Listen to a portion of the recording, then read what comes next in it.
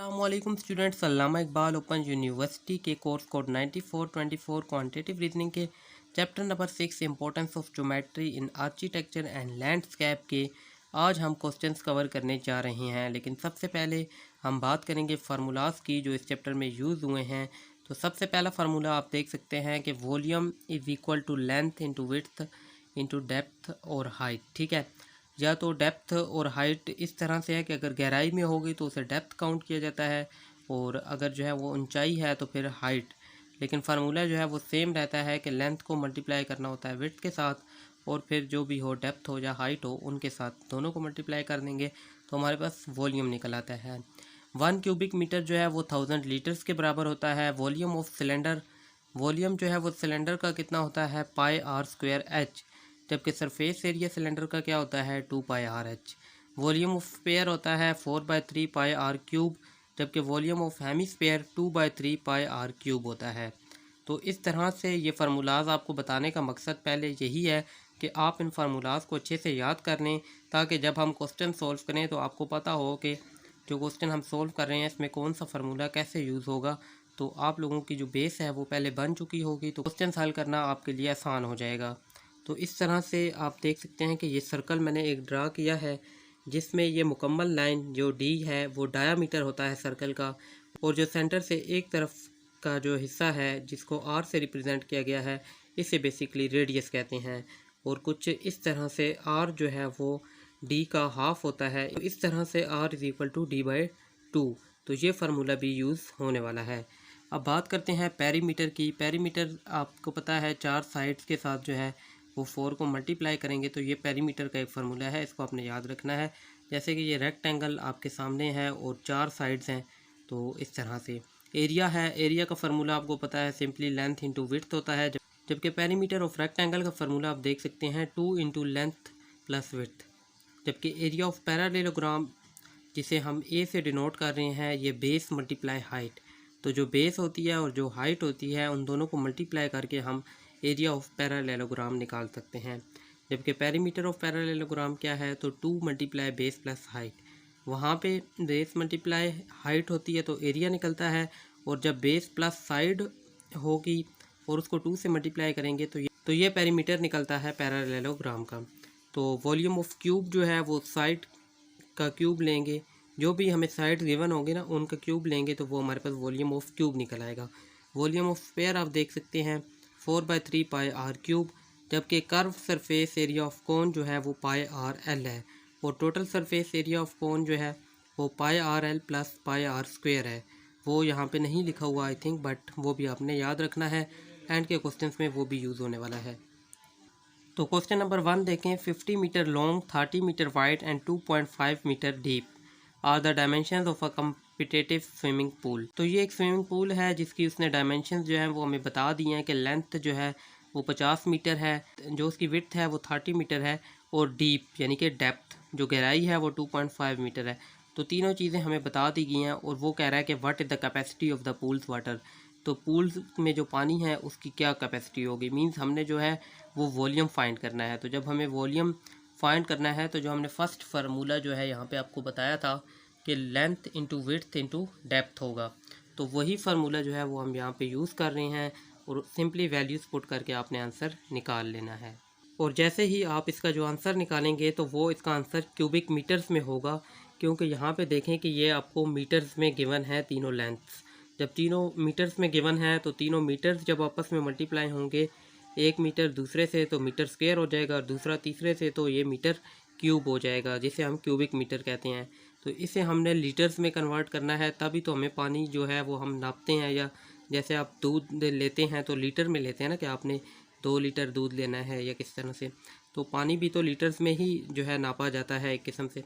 तो आपने जो है सिंपली यहाँ पर इसे क्यूबिक मीटर से लीटर में कन्वर्ट करना है। तो देखें 1 क्यूबिक मीटर जो है वो 1000 लीटर्स के बराबर होता है। तो आपके पास जो है वो 3750 जो है वो क्यूबिक मीटर्स आ गए हैं, तो सिंपली आप इन्हें लीटर्स में कन्वर्ट करेंगे। तो ये देखिए कि 1 क्यूबिक मीटर 1000 लीटर के बराबर होता है, और वॉल्यूम इन लीटर्स फाइंड करने के लिए हम 3750 को 1000 से मल्टीप्लाई करेंगे। तो ये देखिए आपका जो एंड रिज़ल्ट है वो आ चुका है। तो इस तरह नेक्स्ट क्वेश्चन है, the floor of an arena is 40 by 50 metres in size and the roof is 8 metres high, what is its air capacity expressed in cubic metres and litres. तो कह रहा है कि एक फ्लोर है, उसका जो एरिना है वो 40 बाई 50 मीटर है साइज़ में, और जो रूफ़ है वो 8 मीटर हाई है। तो अब देखें फिर से हमें 3 लेंथ्स जो हैं वो गिवन कर दी गई हैं, जिसमें इस मरतबा डेप्थ नहीं है बल्कि हाइट है, तो हम एच यूज़ करेंगे। और वो हमें कह रहा है कि क्यूबिक मीटर में भी निकालो और लीटर्स में भी इसका रिज़ल्ट निकालो। तो सिंपली हमने वॉल्यूम का फार्मूला लगाया और तीनों लेंथ्स पुट करके हमने क्यूबिक मीटर्स में हमारे पास आंसर आ जाता है, उसको हमने 1000 से जब मल्टीप्लाई करते हैं तो हमारे पास जो है एंड रिज़ल्ट लीटर्स में आ जाता है। तो इस तरह से हमने दोनों रिज़ल्ट्स जो हैं वो लिख दिए हैं कि कुछ इस तरह से हमारे रिज़ल्ट्स आ चुके हैं।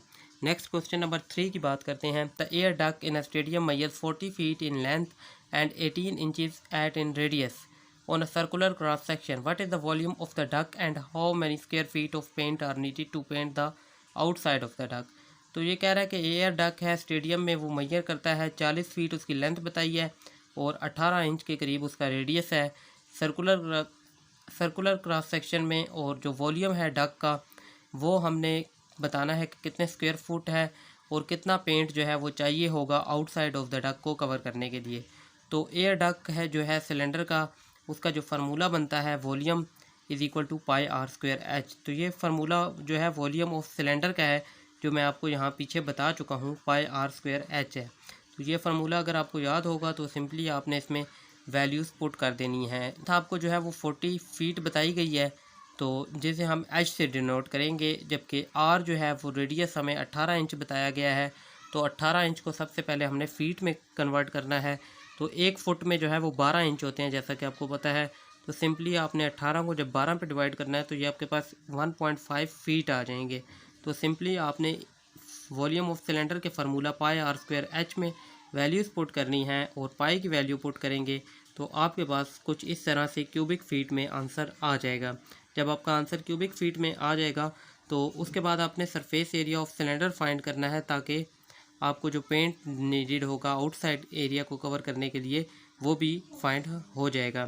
तो surface area of cylinder 2 pi r H है और सिंपली वैल्यूज़ पुट करने के बाद आप जो है ये आंसर भी निकाल देंगे, जो कि हमें पेंट चाहिए था बाहर के हिस्से को कवर करने के लिए आउटसाइड ऑफ द डक। तो ठीक है, इस तरह से ये हमारा नीडेड पेंट जो है वो 376.99 यानी कि 377 स्क्वायर फीट होगा। क्वेश्चन नंबर 4 की बात करें तो a grain storage facility is a hemispherical shell with a radius of 30 metres, what is the volume of the building, how much paint is needed to cover the outside of the building completely. तो कह रहा है कि एक grain storage facility है जिसमें hemispherical shell है with a radius of 30 metres, radius कितना है 30 मीटर्स, और जो वॉल्यूम है बिल्डिंग का वो हमने फाइंड करना है और कितना पेंट जो है वो चाहिए होगा आउटसाइड ऑफ द बिल्डिंग को कम्प्लीटली कवर करने के लिए। तो जब वॉल्यूम ऑफ स्पेयर की बात हो रही है तो वॉल्यूम ऑफ स्पेयर का फार्मूला कुछ इस तरह से है 4/3 पाई आर क्यूब, और जब वॉल्यूम ऑफ हेमिस्फेयर जो हमने फाइंड करना है तो उसके लिए आप 1/2 से जब इन्हें मल्टीप्लाई करेंगे तो 2/3 पाई आर क्यूब, कुछ इस तरह से ये फार्मूला आपने बना लेना है। हाल तो जो मैंने आपको फर्स्ट पेज पे फार्मूला दिखाए हैं वहाँ पे वॉल्यूम ऑफ हेमिस्फेयर का फार्मूला दिखाया था, लेकिन वो कैसे डिराइव होता है वॉल्यूम ऑफ स्पेयर से, उसका तरीका कुछ इस तरह से है। देखें 1/2 इंटू 4/3 करेंगे तो 2 से कट जाएगा और 2/3 पाई आर क्यूब बच जाता है। तो इस तरह से वॉल्यूम ऑफ हेमिस्फेयर का फार्मूला जो है वो वॉल्यूम ऑफ स्पेयर से डिराइव किया जाता है।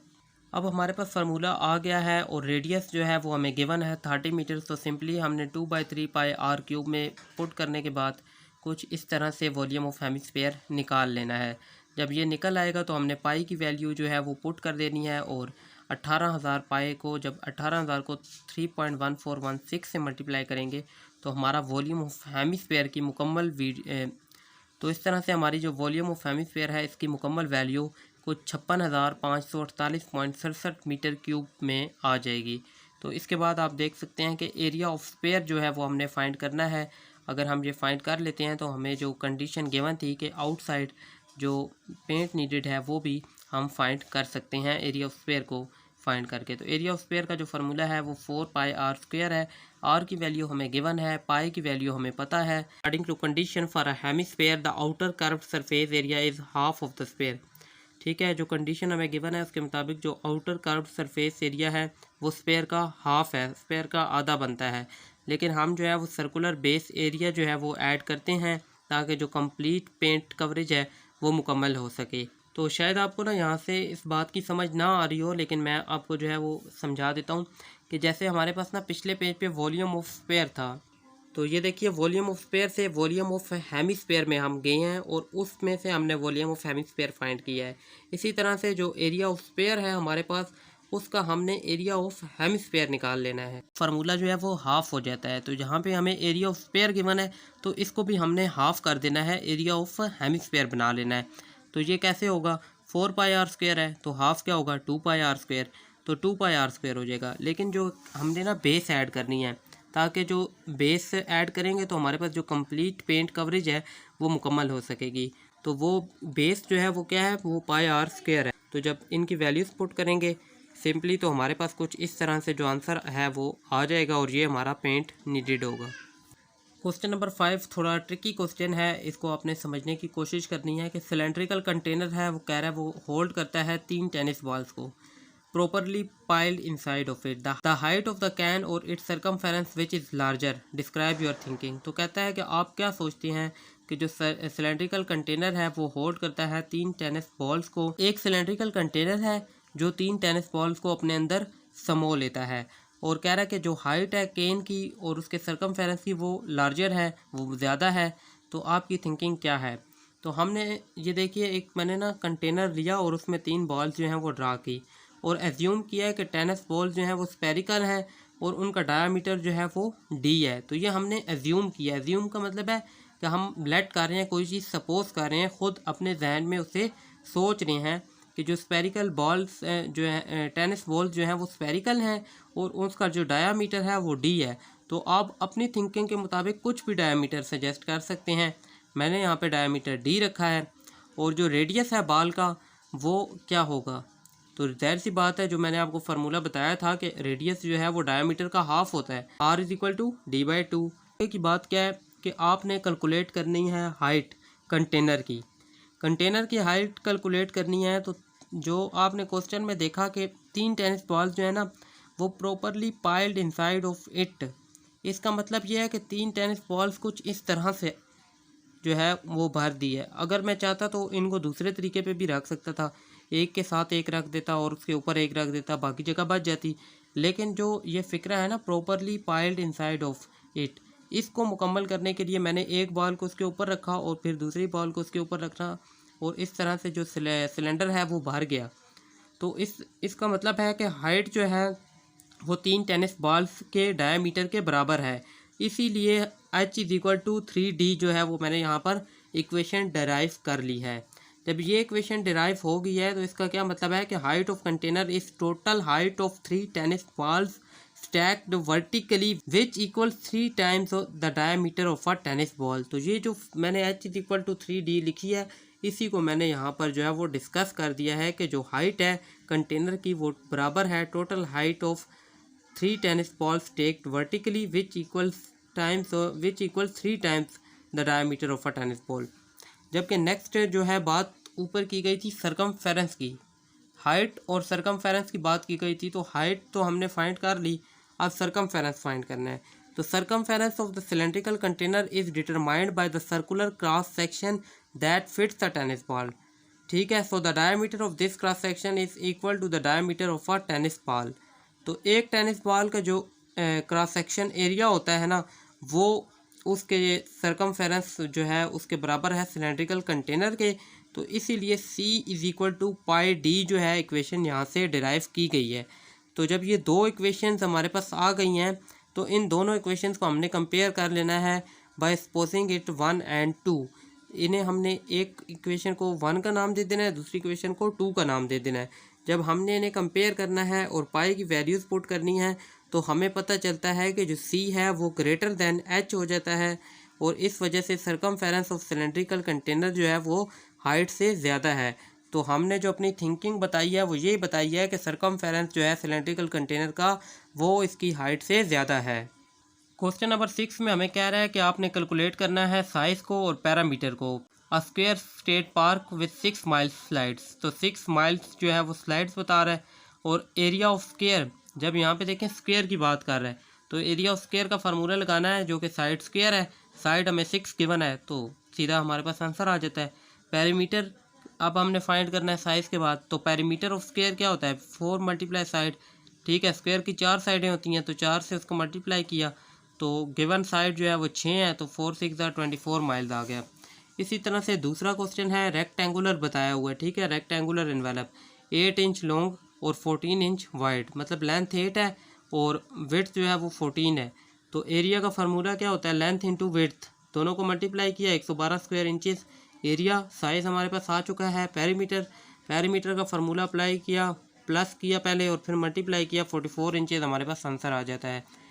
तो इसी वजह से जो फार्मूलाज हैं वो मैंने आपको पहले ही बता दिए थे, समझा दिए थे, ताकि अब अगर आपको वो फार्मूलाज याद होंगे तो सिंपल उनको आपने यूज़ करना है और आपने वैल्यूज़ पुट करके आंसर निकालते जाना है। कोई इसमें रॉकेट साइंस नहीं है, बहुत ही आसान सवाल हैं और इसीलिए ये चैप्टर जो है वो मैंने पहले जो है वो सिलेक्ट किया है आपको समझाने के लिए, क्योंकि बाकी चैप्टर्स थोड़े मुश्किल भी हैं और थोड़े लेंथी भी हैं, जबकि ये चैप्टर थोड़ा शॉर्ट है। तो आप लोगों ने जो फार्मूलाज हैं उनको अच्छे से याद कर लेना है। अभी तक जो भी फार्मूले आपको बताए गए हैं वही यूज़ होते हैं आखिर में सवालों पर। हो सकता है कि आपके पास सवाल जो है वो कुछ इस तरह से आ जाए कि जैसे यहाँ पे आप पैरेललोग्राम है, इसकी जो लेंथ गिवन है वो थोड़ी जो है वो अलग हो, बाकी सवाल इसी तरह हो, बट आपको फार्मूला आता है तो आपने जस्ट वैल्यूज़ पुट करनी है और आंसर निकालना है। तो ये थर्ड पार्ट है पैरेललोग्राम वाला। तो इसमें आपको एरिया ऑफ पैरेललोग्राम का अगर फार्मूला आता है और पेरीमीटर ऑफ पैरेललोग्राम का फार्मूला आता है तो आपने सिंपली इस क्वेश्चन को सॉल्व कर लेना है और नेक्स्ट क्वेश्चन नंबर 7 पे आ जाना है। क्वेश्चन नंबर 7 में वो कह रहा है कि 1 एकड़ जो है वो 43,560 स्क्वायर फीट के बराबर है, जबकि 1 स्क्वायर फीट जो है वो बराबर है डैश एकड़ के, ठीक है। ये एक बड़ा नंबर लिखा हुआ है जिसे मैंने डैश से पढ़ दिया, ठीक है। तो आपने इसको रीड करना है अच्छे से। और नेक्स्ट आपको 4 पार्ट्स दिए हुए हैं। जो पहला पार्ट है वो थर्ड के सेम है और दूसरा चौथे के बराबर है। एक जैसे ये सवाल हैं तो मैंने 2 यहाँ पर सोल्व किए हैं और 2 आपके लिए छोड़ दिए हैं, तो ये 2 आपने ख़ुद कर लेने हैं। तो पहला सवाल देखें कि 30 एकड़ से हमने स्क्वायर फीट में जाना है, तो 1 एकड़ हमें गिवन है तो square feet is equal to एकड़ मल्टीप्लाई 43560। तो जितने एकड़ हमें गिवन है वो हमने पुट कर दिए 30, तो हमारे पास जो स्क्वायर फीट में आंसर है वो आ चुका है। और नेक्स्ट हमें बताया गया है कि 2,17,800 स्क्वायर फीट है और एकड़्स में जाना है। एकड़्स की जो है वो हमें वैल्यू बताई गई है कि 1 स्क्वायर फीट जो है वो इतने एकड़ होता है, तो एकड़्स में जाना है तो is equal to square feet multiply वो नंबर आ चुका है यहाँ पर, ठीक है। और स्क्वायर फीट आपके पास 2,17,800 है। जब आप इसको इस बड़े डिजिट से मल्टीप्लाई करेंगे तो ये 5 एकड़ बन जाएंगे।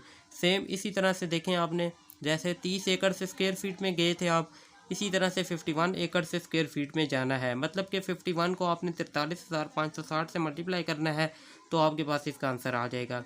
और नेक्स्ट 2 में जैसे आप 2,17,800 स्क्वायर फीट से एकड़ में गए थे, यहाँ पर आपने 1,36,848 स्क्वायर फीट से एकड़ में जाना है। मीन्स 1,36,848 को आपने 0.0002295684 से मल्टीप्लाई करेंगे और आपके पास इसका आंसर आ जाएगा। तो इस तरह से क्वेश्चन नंबर 7 भी जो है वो कंप्लीट हुआ चलता है। क्वेश्चन नंबर 8 में हमें 2 स्टेटमेंट्स बताई गई हैं कि जो वॉल्यूम ऑफ क्यूब है, ठीक है, वो 5 सेंटीमीटर है, वो ग्रेटर है वॉल्यूम ऑफ स्फीयर से विद रेडियस 5 सेंटीमीटर। और स्टेटमेंट बी में बताया गया है कि surface area of cube with length 5 centimetre is greater than surface area of sphere with radius 5 centimetre. तो कुछ इस तरह से उसने पहले में वॉल्यूम बता दिया है, ठीक है, जो क्यूब का है वो ग्रेटर है वॉल्यूम ऑफ स्फीयर से, और दूसरे में उसने सरफेस एरिया ऑफ क्यूब बताया है वो ग्रेटर है सरफेस एरिया ऑफ स्फीयर से। और कह रहा है कि कंपेयर करो वैलिडिटी ऑफ दीज 2 स्टेटमेंट और अपनी जो रीजनिंग है वो बताएं।